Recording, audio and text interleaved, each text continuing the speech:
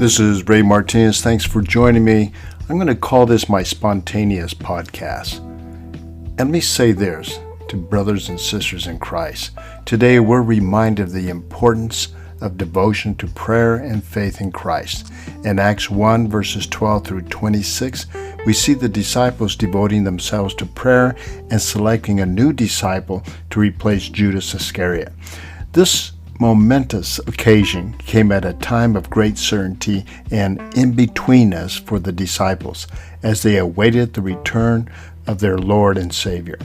In 1 Peter 4:12 through 9 and chapter 5 verses 6 through 11, we are reminded that this time in between calls for faith and trust in God, not for seeing.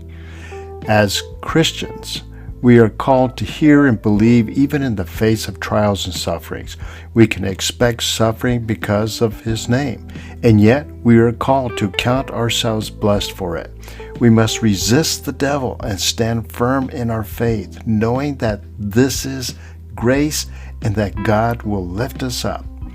Jesus' prayer in John 17 verses 1 through 11 reminds us that everything we have belongs to God and that He is praying for us. We are not of this world, but we are in it. Jesus is with us in His mercy during this in-between time. As we navigate this time of the in-between, let us remember that our Lord and Savior is with us, even in our suffering. He is the Good Shepherd who restores those who are done and strengthens us in our weakness.